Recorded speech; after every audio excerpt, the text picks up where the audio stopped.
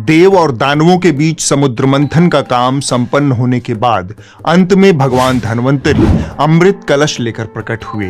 यह ऐसा रत्न था जिस पर देव और दानव दोनों की लार टपकने लगी। दोनों अमृत पीना चाहते थे। छीना झपटी मच गई। देवता अमृत कलश लेकर भागे। इस आपाधापी में अमृत की 4 बूंदें धरती पर टपक गई। जिन 4 स्थानों पर यह अमृत की बूंदें गिरी उनका नाम प्रयागराज, हरिद्वार, उज्जैन और नासिक है। किंवदंती है कि उन्हीं बूंदों की याद में इन 4 स्थानों पर हर 6 साल बाद कुंभ और 12 साल पर महाकुंभ का आयोजन होता है। चमत्कार की बात है कि इन चारों शहरों का समुद्र से दूर दूर तक लेना देना नहीं है। इसके बावजूद समुद्र मंथन से निकला अमृत इन्हीं 4 शहरों में गिरा। इसके लिए भारत सरकार चाहे तो समुद्र मंथन आयोग बनाकर जांच करवा सकती है। कुंभ दुनिया भर में आयोजित होने वाले धार्मिक समारोहों में सबसे अनूठा है।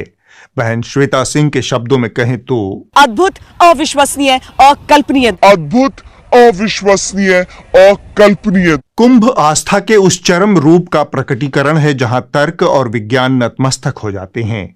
महीने भर कल्पवासी बर्फीले पानी में अल सुबह स्नान करके अपने आराध्य का भजन कीर्तन करते हैं। निष्कपट निष्काम दिनचर्या और दान दक्षिणा जहां जीवन को शुद्ध करने का एकमेव लक्ष्य होता है। इंसानी आस्था का ऐसा चरम प्रदर्शन दुर्लभ है। तपस्या शब्द सिर्फ इन कल्पवासियों के चलते ही जीवंत हो उठता है।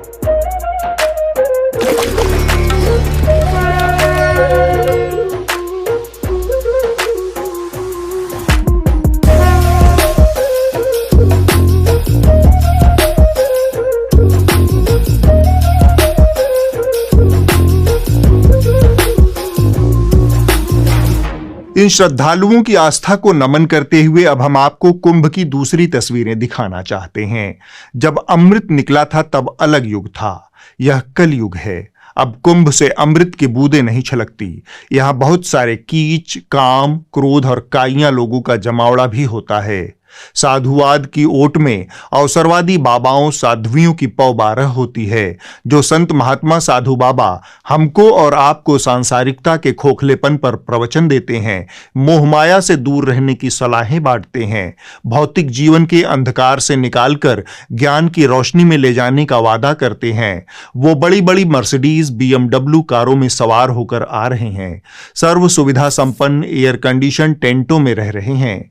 देसी घी में पूड़ियां, मलाइयां और तरमाल से तोंद फुला रहे हैं। और जिन लोगों के लिए ये प्रवचन और उपदेश है वो अनुयायी, भक्त, श्रद्धालु ट्रेनों, बसों में भेड़ बकरियों की तरह लटक लटक कर 10 किलोमीटर पैदल चलकर प्रयागराज पहुंच रहे हैं। धक्का खाते, मुसीबत उठाने और गाढ़ी कमाई चढ़ाने के बाद उन्हें शिक्षा दी जाती है कि जिस सांसारिक जीवन में तुम अपने को खपा रहे हो वह तो मृगमरीचिका है। जीवन का असल उद्देश्य गृह त्यागी, अल्पभोजी बनने में है। इसी मार्ग पर चलकर परमात्मा से मिलन होगा और नाशवान धरती पर अविनाशी बनने का मार्ग प्रशस्त होगा। मेरा प्रवचन बस इतना ही। इसके आगे मैं जो कुछ कहूंगा वह सत्य घटनाओं पर आधारित होगा। कुंभ में आए बाबाओं के कारनामे मीडिया की लपकई चर्चा में है। जाहिरन इतने बड़े पैमाने पर आयोजित होने वाले कोई भी कार्यक्रम हमारे खबरिया चैनलों के लिए TRP बटोरने की खदान होते हैं। इनके साथ बड़े पैमाने पर पैदा हो रहे यूट्यूबर्स के लिए भी ये आयोजन धंधा चमकाने का जरिया बन गया है। इस तरह जब एक ही मेले में 2-2 हितधारक स्पर्धा करेंगे तो टकराव की संभावनाएं भी बढ़ जाती हैं। आपको पता है कि कुंभ धार्मिक आयोजन है। जाहिरन साधु, संत, सन्यासी इस बाजार के पहले हितधारक हैं। मीडिया इस धंधे में बहुत देर से शामिल हुआ, ताजा हितधारक है। सो टकराव हुआ और बहुत भीषण हुआ। महाराज जी, कौन सा आप लोग जो है भजन करते हैं भगवान का, क्या गीत तो कहते हैं समझिएगा चलो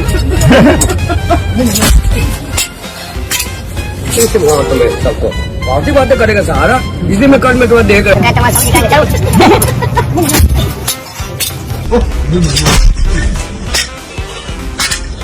मिलेंगे अगली वीडियो में से और वायरल हमको आपके लिए दुआ करेंगे। आप जैसे कि बाबा मैं हूँ कि तू बाबा है कि तू दुआ करेगा। चले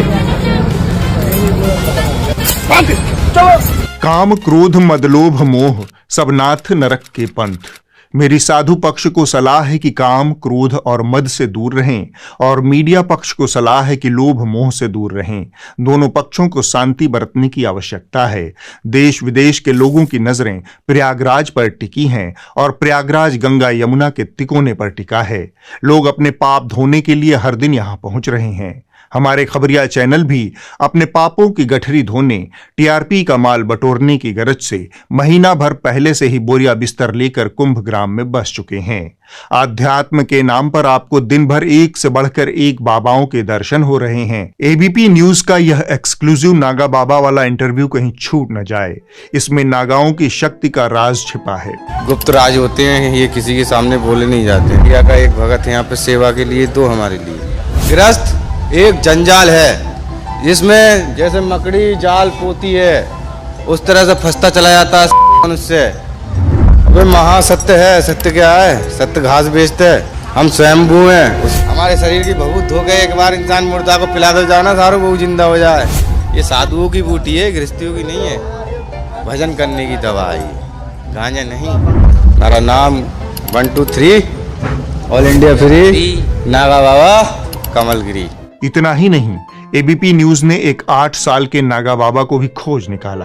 प्रयागराज महाकुंभ में सबसे कम उम्र के नागा सन्यासी हैं गोपाल जी महाराज। वो पूरे महाकुंभ में आकर्षण का केंद्र बने हुए हैं। उनके एक हाथ में फरसा रहता है, एक हाथ में डमरू रहता है, शरीर पर भभूत धारण किए रहते हैं। जिस उम्र में बच्चे खिलौने खेलते हैं, जिस उम्र में बच्चे खेलते हैं, उस उम्र में आप साधना कर रहे हैं, नागा बने हुए हैं। कैसा लग रहा है? अच्छा लग रहा है। आज तक वाले कैसे पीछे रहते, उन्होंने भी भांति भांति के हठयोगियों का पूरा मुजस्समा खड़ा कर दिया। और सचमुच अद्भुत है क्योंकि आप इनके अगर आप शरीर को देखें तो इनका एक हाथ, बायां हाथ खड़ा है और ये पिछले 9 सालों से इसी मुद्रा में। हम आपको दिखाने जा रहे हैं एक ऐसे साधु से जो लगातार खड़े हैं, खड़े साधु। और आप इनको देखिए, ये पिछले 8.5 साल से ये खड़े साधु हैं। संगम किनारे एक और आश्रम है जिसमें 4 आंख वाले बाबा अपना डेरा डाले हुए हैं। लेकिन इनके साथ एक कार, एम्बेसडर कार है और ये एम्बेसडर कार भगवा रंग में रंगी हुई। और इसमें आपको जब हम दिखाएंगे तो समझ में आएगा कि ये आखिर बाबा ने इस एम्बेसडर कार को इतने समय से अपने साथ क्यों जोड़ रखा है। न्यूज 18 वालों ने कुछ खास मेहनत नहीं की। आईआईटी वाले बाबा उर्फ अभय सिंह जो सबको उपलब्ध थे,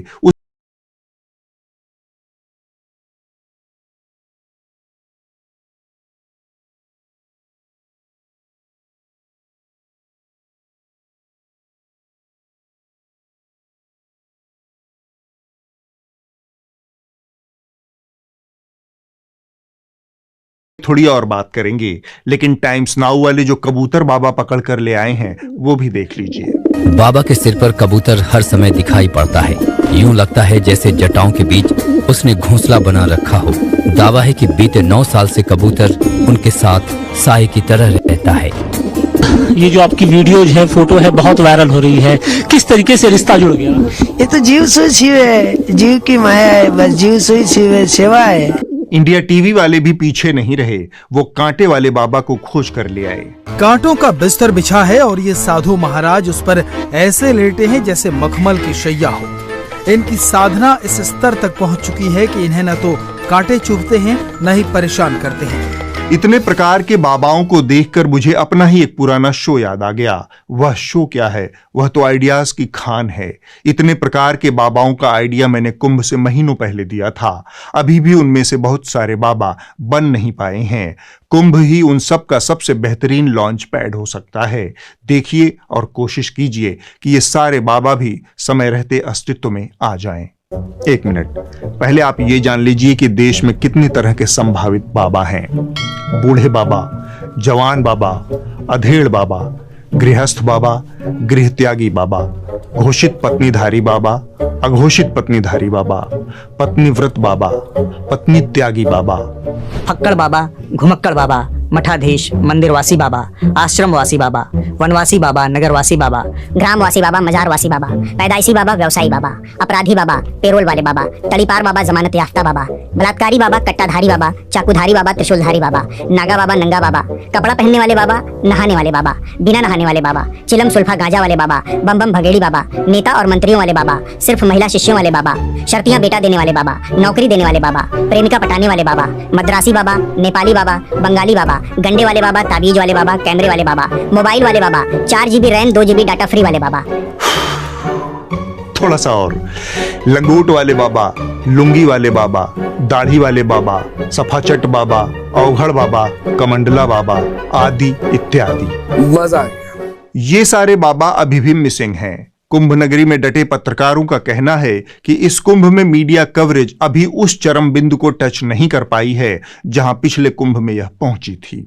12 साल संकल्प है आपका, तो लेकिन आपने तो कपड़ा पहना है, काफी लोग कपड़ा नहीं पहनते। अच्छा नहीं, उतारिए मत। IIT वाले बाबा की हम खास बात करना चाहते हैं। मीडिया को लगा कि उसके हाथ कोई हीरा लग गया है, सब उसके पीछे बावले हो गए, मानो विज्ञान और आध्यात्म का कोई आदर्श ब्रांड एम्बेसडर हाथ लग गया हो। जिसे देखो वही अभय सिंह उर्फ IIT वाले बाबा के पीछे लग लिया।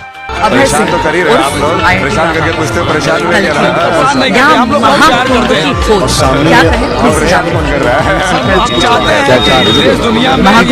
है।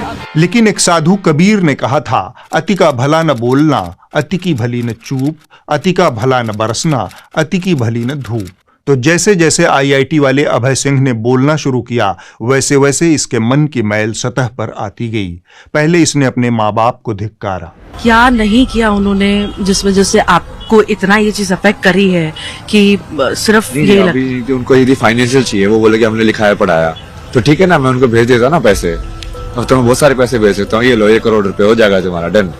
सारा चुका दिया मैंने। बात वही है। उनको यदि पर्सनल केयर, पर्सनल लव वो सब चाहिए, तो वो तो उन्होंने कभी दिया ही नहीं। तो उनको किस चीज के लिए बोल रहे देने के लिए? वो तो जो कि वो मैं तो पेरेंट्स से डिप्रेशन के बाद भी यही डिस्कशन किया था। तो बोले कि तुम लोगों को समझ में आता है पेरेंटिंग क्या होती है? बोला कि हमने तेरे को लिखा दिया, पढ़ा दिया, ये कर दिया, मैंने वो कर दिया, और क्या करना होता है पेरेंट को? उनका प्यार।